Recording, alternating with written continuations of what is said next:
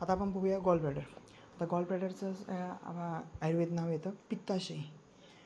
Gall ब्लॅडरला आपण पित्ताशय म्हणजे जिथं पित्त स्टोअर केलं जातं त्याला आपण पित्ताशय असं म्हणतो. त्याचं मॉडर्न नेम आपण म्हणतो गॉल ब्लॅडर. त्याची संख्या आपल्या शरीरात किती असते? 1. नंतर आपण आपल्या ॲज युजल नाही का श्लोकलेचं स्थानान्य आमाग्नी पक्वाना मूत्रस्य रुधिरस्य च हृदय उंडक फुफ्फुसश्च कोष्ठ इत्यादी धीयते. ठीक आहे. आमाशय, आग्नाशय, पक्वाशय, इतराशय हे कोष्टांग 8 कोष्टांगामध्ये नाही का याचं वर्णन सुचवण्यात केलेलं आहे.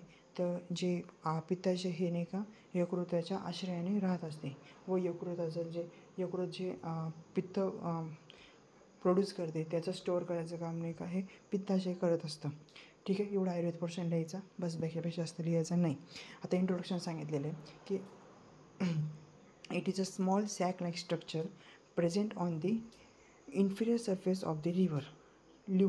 It is a small sac-like structure present on the inferior surface. म्हणजे लिव्हरचा जो इन्फिरियर सरफेस असतो. आता इन्फिरियर सरफेसला आपण एक लिगामेंट पाहिली होती. इन्फिरियर सरफेसला लिगामेंट्स पाहिले होते. अँटेरियरला लिगामेंट फॅल्सिबरम, पोस्टिरियरला वेनोसम आणि इन्फिरियर सरफेसला लिगामेंट टेरिस. तर लिगामेंट टेरिस जिथं असते तिथंच नाही का गॉल ब्लॅडर अटॅच झालेला असतो. ठीक आहे. गॉल ब्लॅडरचं main function is to store the bile juice which is produce by the liver. एवढं इंट्रोडक्शनमध्ये लिहायचं. नंतर त्याचं लोकेशन लिहायचं. लोकेशन काय लिहिलं? Fossa which is present on the inferior surface of the right lobe of the liver. म्हणजे जो लिव्हरचे 2 लोब असतात, राईट लोब आणि लेफ्ट लोब. पण जो राईट लोब असतो त्या राईट लोबच्या इन्फिरियर सरफेसवरती एक फोसा आहे. त्या फोसावर नाही का गॉल ब्लॅडर असतो. त्याचं नाही का शेप सांगितलं. आता त्याचा शेप कसा असतो? पिअर शेप असतो. नंतर त्याचं कॅपॅसिटी सांगितली म्हणजे किती बाईल ज्यूस कॅपॅसिटी करू शकतो तो 30 to 50 ml पर्यंत बाईल ज्यूस कॅपॅसिटी करू शकतो. गॉल ब्लॅडरचे मेनली 4 पार्ट्स असतात. मेनली 3 पार्ट्स असतात.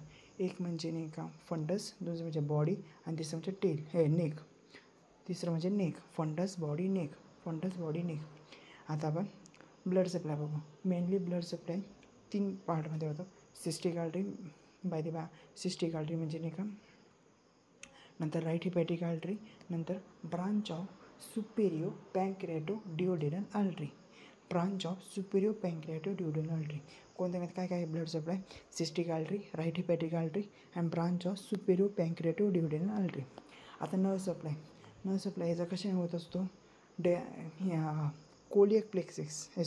Cystic plexus which is derived from the hepatic plexus.